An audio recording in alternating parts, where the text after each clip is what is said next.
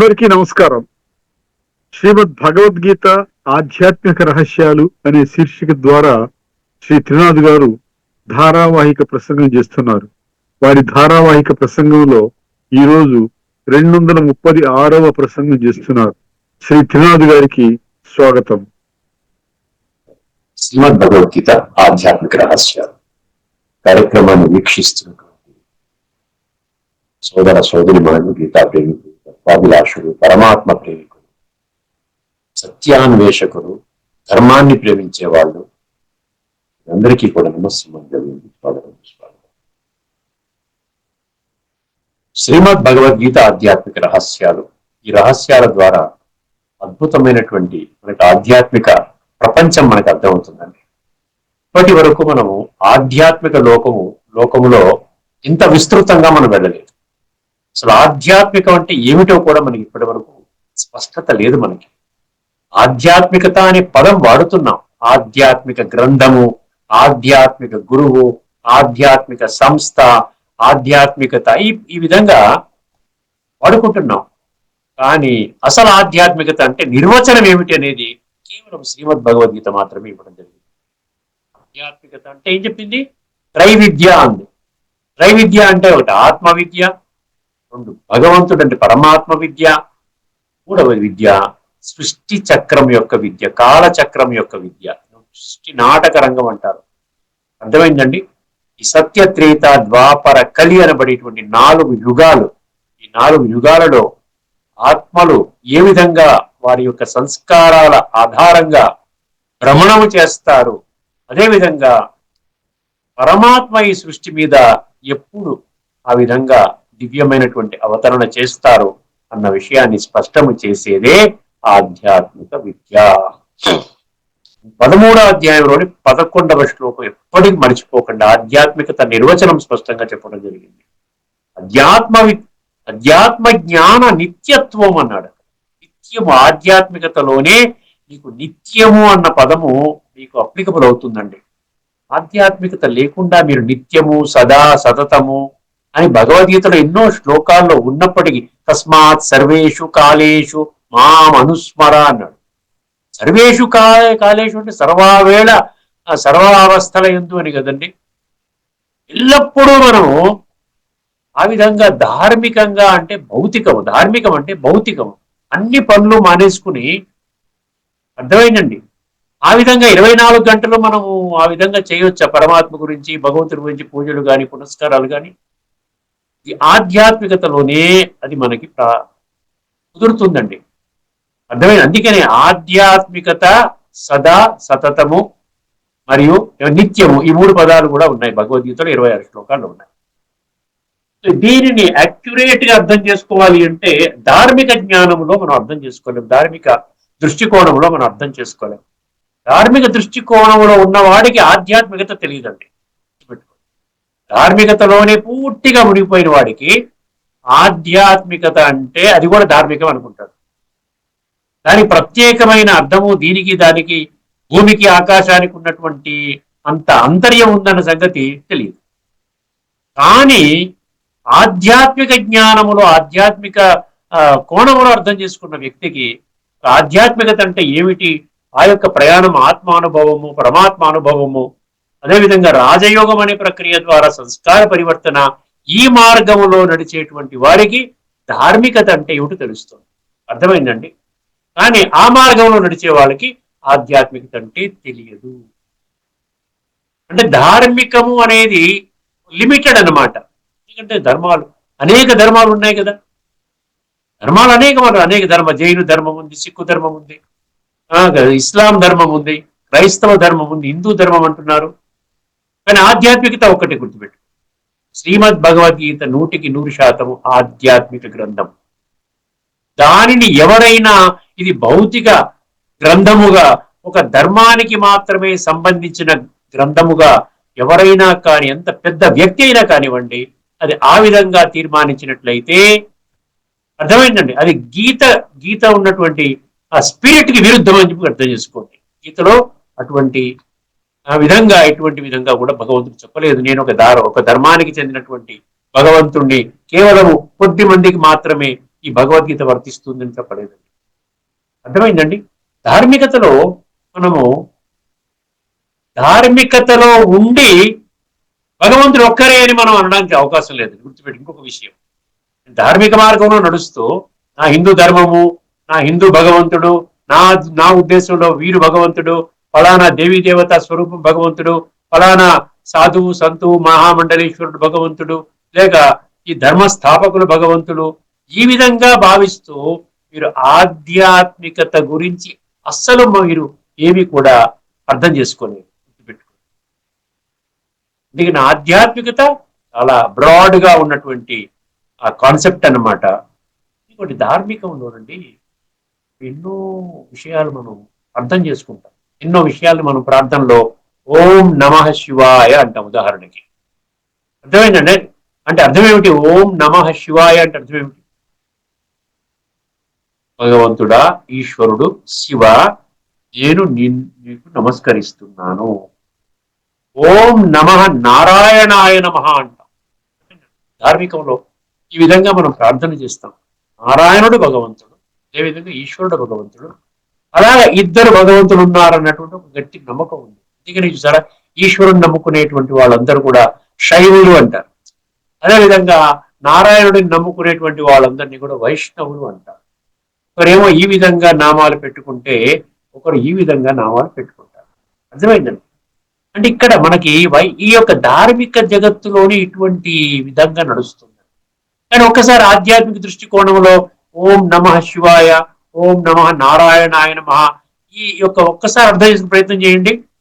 ఇవన్నీ శారీరక విభజనలు అని స్పష్టమవుతుంది. అర్థమైందండి. ఆత్మకి ఏమీ లేదండి. ఆత్మకి ఈ యొక్క శైవ ఆత్మ లేక వైష్ణవ ఆత్మ అని ఏమన్నా ఉంటుందా చెప్పండి? నారాయణ ఆత్మ అని ఉంటుందా? ఆత్మకి ఎటువంటి డివిజన్స్ లేవు.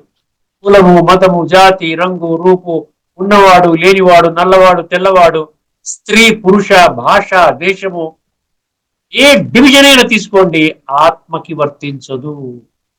ఎప్పుడైతే మన మూల స్వరూపములో అందరూ కూడా ఆత్మలు అని అర్థం చేసుకుంటే, అర్థమైందండి. ఈ యొక్క శైవులు, వైష్ణవులు, వారి మధ్య విభేదాలు ఇటువంటివన్నీ కూడా సమసిపోతాయి. విశ్వం అంతటికి కూడా ఒక్క పరమాత్మ మాత్రమే. అర్థమైందండి. విశ్వం అంతటికి, విశ్వాత్మలందరికీ తండ్రి ఒక్క భగవంతుడు మాత్రమే అని అర్థం. అదేవిధంగా ఒక హిందూ ధర్మంలోనే కాదండి, అనేక ధర్మాల్లో కూడా ఇలాంటి డివిజన్స్ మనకు కనపడుతూ ఉంటాయి. ఉదాహరణకి క్రైస్తవుల్లో కూడా ఏమంటారండి వాళ్ళు? క్రైస్తవుల్లో ప్రొటెస్టెంట్స్ అండ్ కేథోలిక్స్ అంటారు. చూసారా, వాళ్ళకు కూడా పడదనమాట. మా మార్గమే కరెక్ట్, మా మార్గమే కరెక్ట్ అని వాళ్ళిద్దరూ వాదించుకుంటారు. అదేవిధంగా సున్నీస్ అండ్ షియాస్ అంటారు ఇస్లాం ధర్మానికి. అర్థమైందండి. సున్నీస్ అంటారు. అర్థమైందండి. సో ఆ విధంగా వీళ్ళు వాళ్ళు మా వర్గం వేరు, మీ వర్గం వేరు, ఇవన్నీ ఎందుకు జరుగుతున్నాయి? ఇలాంటివి అన్ని మతాల్లో ఉంటాయండి. మీరు పరిశోధన చేయండి, మీరు ఆ గూగుల్లోకి దీంట్లోకి వెళ్ళండి, ప్రతి మతంలో డివిజన్స్ ఉన్నాయి. ఎందుకు ఈ డివిజన్స్ వల్ల ఉపయోగం ఏమిటండి? మళ్ళీ ఒక పక్కన అందరూ కూడా ఏమంటారు? భగవంతుడు ఒకడే అంటారు. అంటే ధార్మికములో ఆధ్యాత్మికత తీసుకొస్తున్నారు. అర్థమైందండి. అర్థం కావడం లేదు. ఆ విధంగా ఇదే ఒక వే ఆఫ్ లైఫ్ అనుకుంటూ మనం ముందుకు వెళ్ళిపోతున్నాం. కానీ ఆధ్యాత్మికత ఎంత స్పష్టత ఇస్తుందంటే, ప్రతి ఒక్కరూ ఒక్క పరమాత్మ సంతానము, అందరూ కూడా ఆత్మపరంగా సోదరులు. విశ్వమానవ సౌభ్రాతృత్వము అనే కాన్సెప్ట్ కేవలం శ్రీమద్ భగవద్గీతని ఆధ్యాత్మిక దృష్టికోణంలో అర్థము చేసుకున్నప్పుడే ఈ యొక్క పజిల్, ఈ రిడిల్ ఇది సాల్వ్ అవుతుంది. అర్థమైందండి. సో ఆధ్యాత్మికత గొప్పతనాన్ని మనం అర్థం చేసుకోగలిగితే, ఈ ఆధ్యాత్మికత ఎంత సత్యంగా మాట్లాడుతుంది, అన్ని విషయాల్ని ఇంత స్పష్టంగా అరటి పండు ఒలిచినట్టుగా మనకి ఇంత క్లిష్టమైనటువంటి విషయాలు, ఇప్పటికీ అర్థం కానటువంటి విషయాల్ని ఆధ్యాత్మిక సూత్రం మనకి చెప్తుంది. అందరూ ఆత్మలే, పరమాత్మ సంతానం. అయిపోయింది కదండి.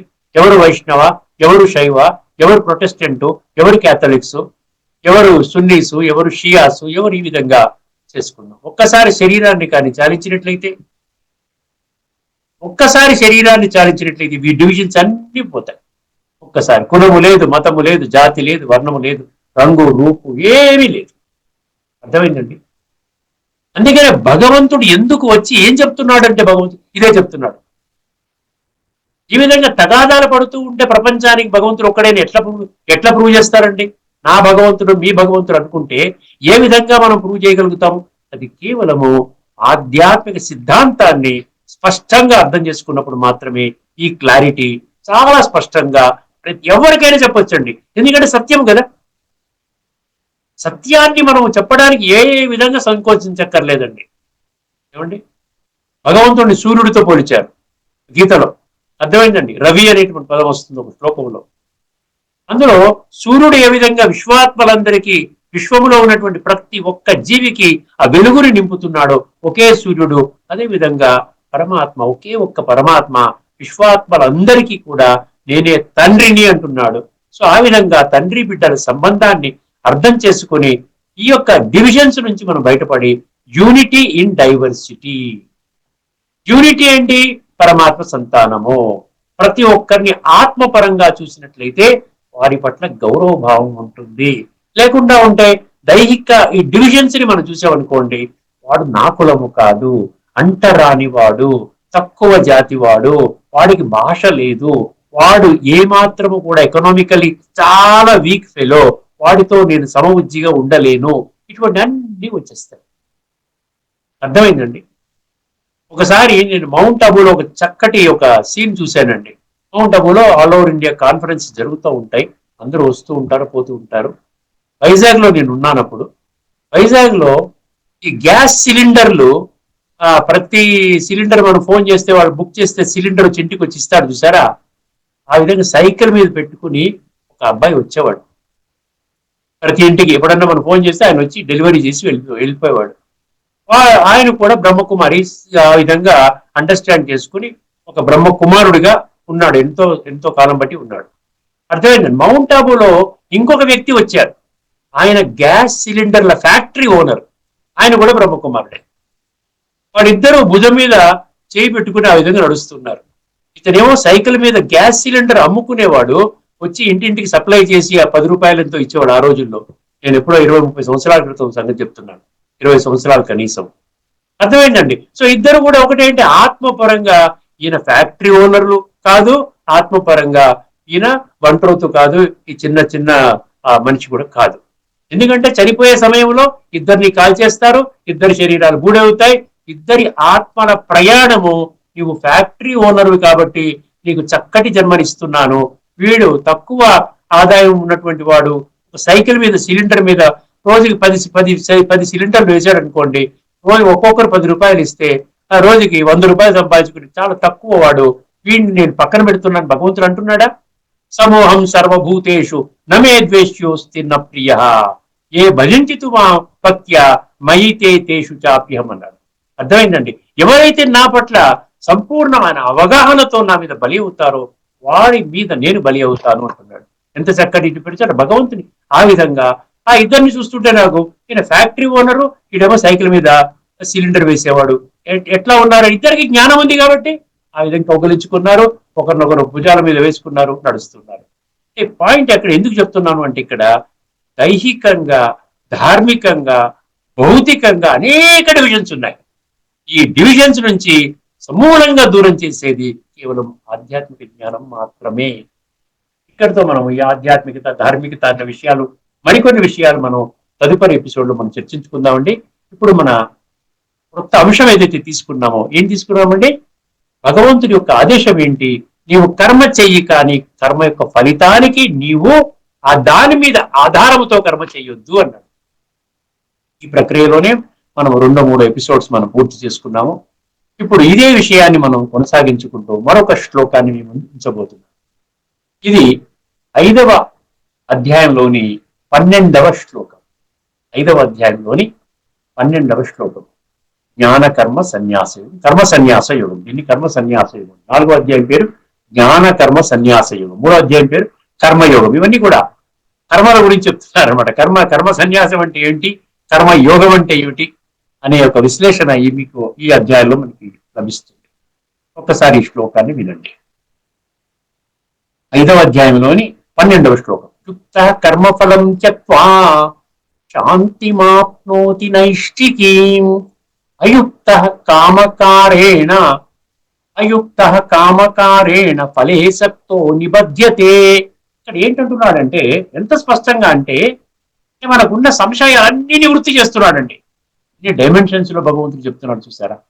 కేవలం ఒక్కటే ఒక కోరిక, ఆయనలో ఒకే ఒక తపన ఏంటంటే, ఏ బిడ్డలారా, ఈ కలియుగం యొక్క ఆఖరి సమయంలో నేనే ప్రత్యక్షంగా వచ్చి జ్ఞానాన్ని ఇస్తున్నాను, నన్ను గుర్తించండి. మీరు నన్ను గుర్తించాలంటే మీరు చేయవలసిన పని అల్లా కేవలం మిమ్మల్ని మీరు మీ యొక్క మూల స్వరూపాన్ని గుర్తించుకోండి.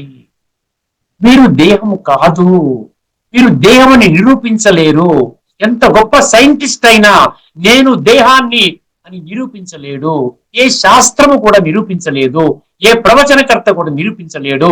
ఎంత గొప్ప విశిష్ట వ్యక్తుడైనా దేహదారులు నిరూపించలేరు. మనమందరం కూడా దేహాలము, రక్తము, ఎముకలు, చర్మము, మాంసముతో కూడుకున్నటువంటి ఈ దేహమే నేను. ఈ విధంగా మనం జీవిస్తున్నాము అంటే ఇది కరెక్ట్ జీవితము. ఈ విధంగానే వెళ్ళండి, కేవలం మా ప్రవచనాలు వినండి, ఈ విధంగా పూజలు చేసుకోండి, భౌతికంగా ఉండండి. కేవలం ఆత్మ అన్న శబ్దాన్ని కేవలం చనిపోయినప్పుడు మాత్రం అనుకోండి. మీ జీవితం అద్భుతంగా సాగుతుంది, స్వర్గంలో మీరే వెళతారు, ఇంకెవ్వరు వెళ్ళరు. ఎక్కడైనా ఉన్నదా చెప్పండి? మీరు ఏమైనా ప్రూవ్ చేయగలరా? ఏది చేయకుండా భగవంతుడు ఇన్ని కోణాలలో ఇన్ని రుజువులు, సాక్ష్యాలు పెట్టి, ఇన్ని ప్రమాణాలు పెట్టి మీకు చెప్తుంటే మనకి బోధపడటం లేదు కదా. మళ్ళీ మీరు ఆచరిస్తున్న విధానంలో ఒక్క రుజువైనా ఇవ్వగలుగుతారా? భగవంతుడు దేహధారిని ఇవ్వగలుగుతారా? ప్రతి ఒక్క మనిషి ఈ దైహిక శరీరము దేహధారి మాత్రమే అని ఇవ్వగలుగుతారా? ఎవరి భగవంతుడు వారికి ఉన్నాడు అని దానికి ఇవ్వడానికి మీరేమన్నా రుజువులు ఉన్నాయా? ఒకసారి తీక్షణంగా ఆలోచించాలి. దీనికోసం బుద్ధినేత్రాన్ని తెరుచుకోవాలి, అంధవిశ్వాసాన్ని విడిచిపెట్టాలి. అంధవిశ్వాసం ద్వారా ఆధ్యాత్మిక జగత్తులో 0.001% కూడా మీరు పురోభివృద్ధి. ధార్మికంలో ఉన్నంత వరకు మీకు దేహభ్రాంతి ఉంటుంది, దేహభ్రాంతిలోనే వెళతారు. ఆత్మలో ఉన్న కుళ్ళు కడుక్కోలేరు, కడుక్కోవాలి ఇప్పటికి వరకు ఎవరు చెప్పలేదు. భగవంతుడు చెప్తున్న దాన్ని మనం తేలికగా తీసుకుంటున్నాము, విస్మరిస్తున్నాము. ఎందుకంటే భగవంతుడు 7వ అధ్యాయం 3వ శ్లోకంలో ఎందుకు ఆ విధంగా అనాలి? నన్ను కొద్ది మంది మాత్రమే తెలుసుకుంటారు, నా మార్గంలో అతి కొద్ది సంఖ్యలోని మనుషులు మాత్రమే తెలుసుకుంటారు. ఎందుకు అనాలైనా? ఎందుకంటే ప్రతి ఒక్కరు కూడా దైహిక భ్రాంతిలో పూర్తిగా కూరుకుపోయి ఉన్నారు. అర్థమైందండి? ప్రతి ఒక్కరు కూడా ధనం మీద, ఇది పదవిలు, ధనము, హైయెస్ట్ చాలా డిగ్రీలో నేను చదువుకున్నాను, నాకు శాస్త్ర జ్ఞానం ఉన్నది, నాకు పెద్ద పెద్ద పరపతులు ఉన్నాయి, సంబంధాలు ఉన్నాయి, ప్రధానమంత్రి లాంటి వాళ్ళతో నేను మాట్లాడుకుంటాను, పెద్ద పెద్ద బంగాళాల్లో నివసిస్తున్నాను, పిల్లలు ఎక్కడో ఫారిన్ కంట్రీస్ లో మంచి పదవుల్లో ఉన్నారు, ధనానికి ఎటువంటి లోటు లేదు మాకు. ఇటువంటి ఈ ఒక్క ఊహాలోకంలో మనుషులు ఆ విధంగా కాలం గడిపేస్తూ ఏమి పొందకుండానే శరీరాన్ని చాలించేస్తున్నారు. కానీ తదుపరి ప్రయాణము ఆ వెళ్ళినటువంటి ఆత్మకి మాత్రమే అర్థమవుతుంది. నరకానికి వెళతాడా, స్వర్గానికి వెళతాడా? నరకము అంటే మనం అనుకున్నట్టు ఏదో రాక్షసులు, మీసాలు ఉంటాయి, ఇలాగా పొడుగుపాటు ఉంటాయి, ఇవన్నీ వస్తాయి, ఇవేమి కాదండి. నరకం అంటే ద్వాపర కలి, స్వర్గము అంటే సత్యత్రేతాయుగం. ఇది భగవద్గీతలో చెప్తున్నాడు భగవంతుడు. 8వ అధ్యాయంలో మీకు బ్రహ్మ పగలు, బ్రహ్మ రాత్రి, సృష్టి చక్రం గురించి కూడా చెప్పాడు. ఈ బ్యాక్గ్రౌండ్ లో మీకు వినండి, అర్థమవుతుంది. ఏం చెప్తున్నాడు? ఎవరైతే కర్మలు చేస్తూ కర్మ ఫలాన్ని త్యాగము చేస్తారో వాళ్ళు పొందే లాభం ఏమిటి? దీనికి విరుద్ధంగా ఎవరైతే దేహభ్రాంతిలో ఉండి కర్మలు కేవలము కర్మ యొక్క ఫలితాన్ని దృష్టిలో పెట్టుకుని చేస్తారో వాళ్ళు పొందేటువంటి భయంకరమైన నష్టం ఏమిటి అన్నది ఈ యొక్క శ్లోకం స్పష్టం చేస్తుంది. ఒక్కసారి పదవిచ్ఛేదన చేద్దామండి. 5వ అధ్యాయం 12వ శ్లోకం ఏమన్నాడంటే, యుక్త కర్మఫలం త్యక్త్వా. యుక్త అంటే యుక్తి, యుక్త అంటే యోగయుక్త అని అర్థం అండి. అర్థమైంది. మనం కూడా మామూలుగా భౌతిక ప్రపంచంలో కూడా ఏమయ్యా యుక్తిగా నడుచుకో, మాట్లాడవయ్యా, ఏం మాట్లాడుతున్నావయ్యా నువ్వు అంటాం కదా. యుక్తి అంటే బుద్ధినేత్రాన్ని తెరుచుకున్నటువంటి వాడు. ఇక్కడ ఆధ్యాత్మిక జగత్తులో యుక్త అంటే యోగయుక్త అంటే స్వయాన్ని ఆత్మగా భావించుకొని పరమాత్మతో నిరంతరము బుద్ధి యోగము అన్నాడు చూసారా. ఇది గత ఎపిసోడ్ మనం చర్చించుకున్నాం. బుద్ధి యోగం, బుద్ధి ద్వారా యోగము. యోగము శరీరము ద్వారా యోగం కాదు, అది హఠయోగం అవుతుంది. యోగాసనాలు ఇవన్నీ కూడా ఏమంటున్నాడు? యుక్త కర్మఫలం త్యక్వా, కర్మ ఫలితాన్ని, ఆ యుక్తి అంటే యోగ బలంలో కూర్చున్న వాడికి, యోగ స్థితిలో కూర్చున్నటువంటి వాడికి, యోగయుక్తంగా ఉన్నటువంటి వాడికి ఇప్పుడు నిరంతరము అతీంద్రియ సుఖం యొక్క ఆనందం అనేది చాలా హైయెస్ట్ లెవెల్లో ఉంటుందండి. ఈ ఆనందాన్ని అనుభవం చేసేదాకా మీరు కానీ వెళ్ళి ఉండగలిగితే, నిలవగలిగితే ఇంకా మీరు జీవితంలో విడిచిపెట్టరు. సుఖమాత్యంతికమిత్త బుద్ధి గ్రాహ్యం అతీంద్రియం, 6వ అధ్యాయం 20 శ్లోకంలో. అది కాని పొందితే ఇంకా ఏ సుఖము అవసరం లేదంట. అది పొందనంత వరకు ఈ భౌతిక ఇంద్రియ సుఖాలతోనే ఇదే సుఖం అంటే ఇదే అని అనుకుంటాం. ఇది టెంపరీ. ఈ శరీరం ఉన్నంత వరకు ఈ సుఖము, కానీ ఆత్మ ప్రయాణం చేస్తుంది. ఆత్మ అవినాశి. అర్థమైందండి. అందుకని యుక్త కర్మఫలం త్యక్వ, కర్మఫలం త్యక్వ అంటే నేను వేరే చెప్పక్కర్లేదు కదా, కర్మ చేస్తూ కర్మ యొక్క ఫలితాన్ని, త్యక్వ అంటే విడిచిపెట్టిన వాడు.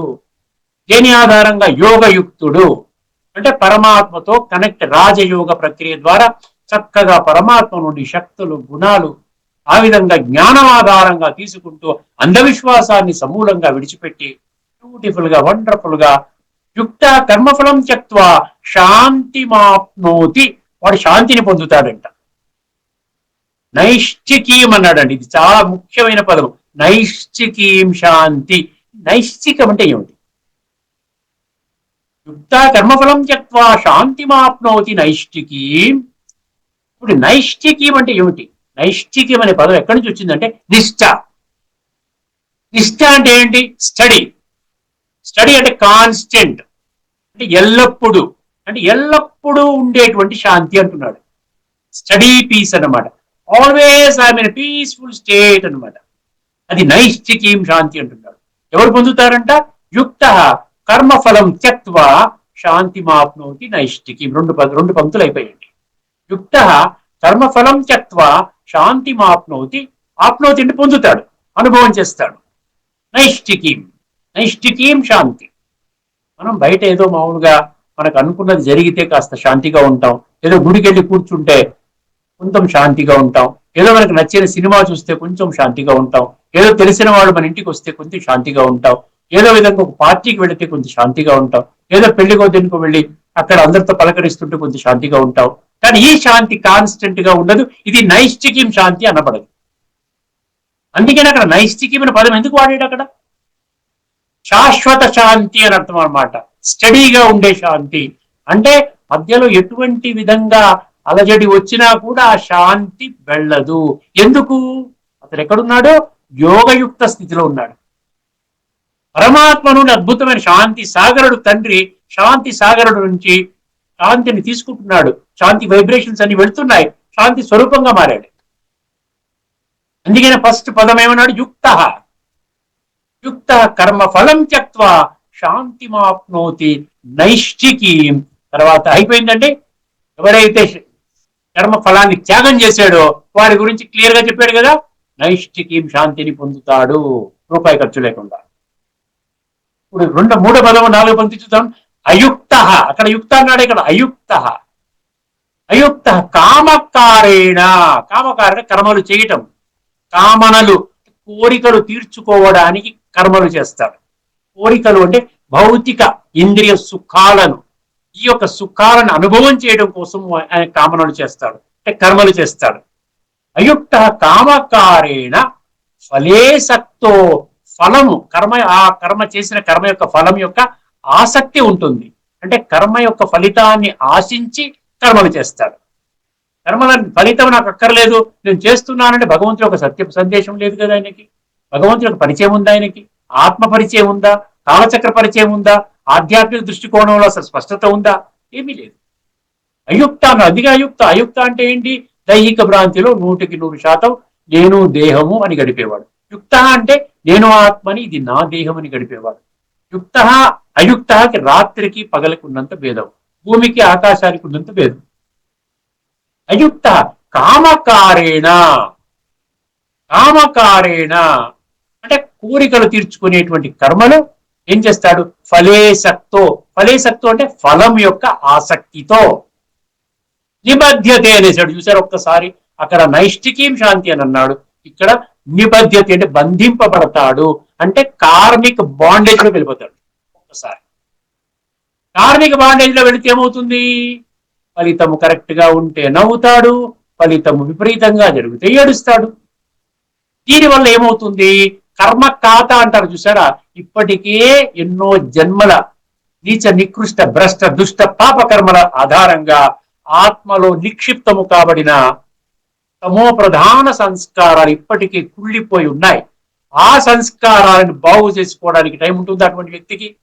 టైం ఉండదు. పోతే పోయింది సార్, ఏదో అయిపోయింది.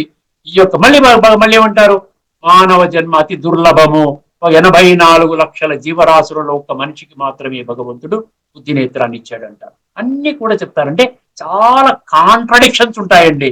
మనిషి యొక్క మాటలో చాలా కాంట్రడిక్షన్స్ ఉంటాయి. అర్థమైందండి? అక్కడ ఈ మాట అన్నావు ఏంటయ్యా, ఇక్కడ ఈ మాట పలుకుతున్నావు అంటే దానికి సమాధానం లేదు. అర్థమైందండి? వైపరీత్యాలు ఉంటాయి, ఐరనీస్ అంటాడు ఇంగ్లీష్ లో, ఐరనీస్, పారాడాక్సెస్ అంటారు.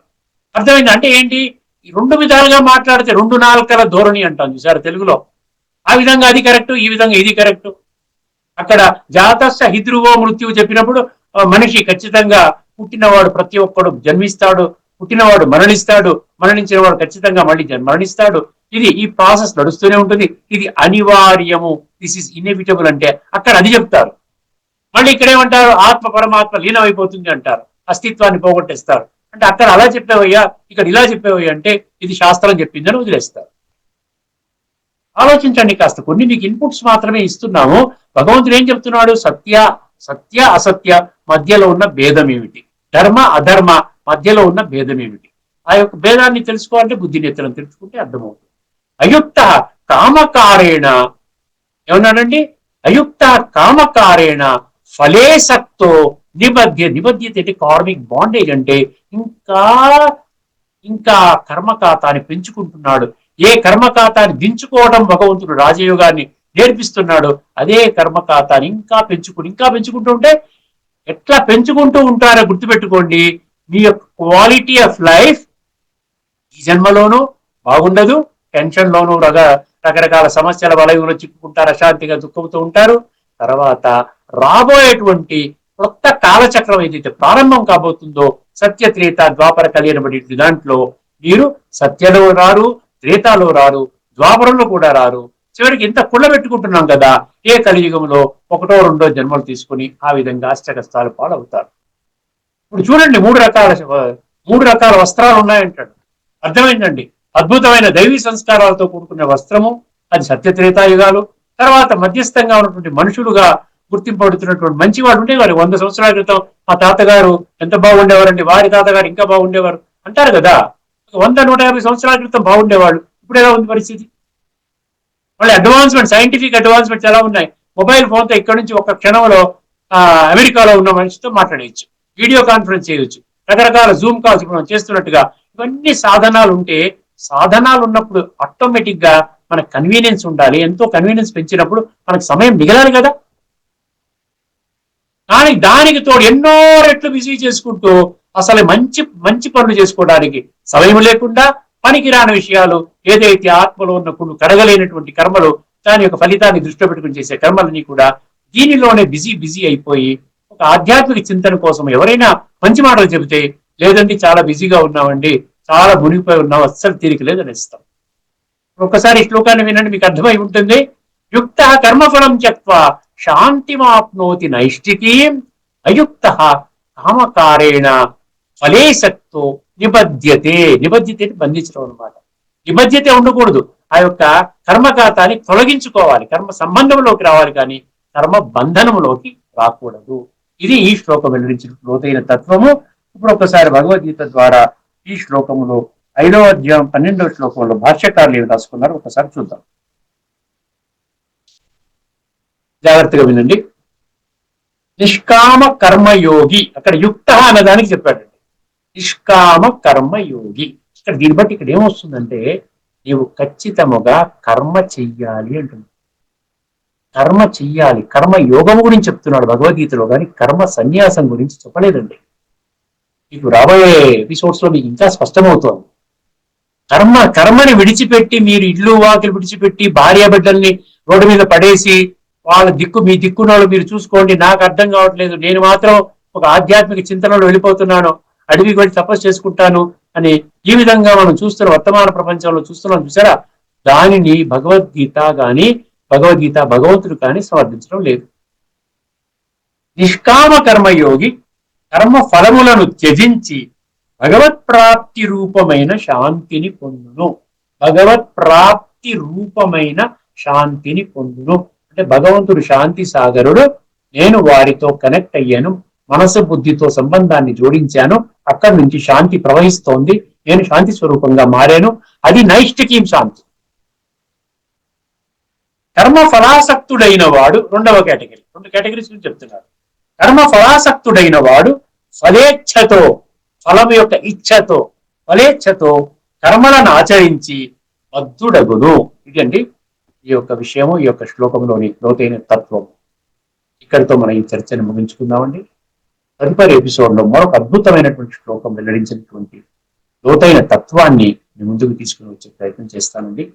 అంతవరకు సెలవు. అందరికీ నమస్కారం. లోకా సమస్త సుఖినో భవంతు. ఓం శాంతి.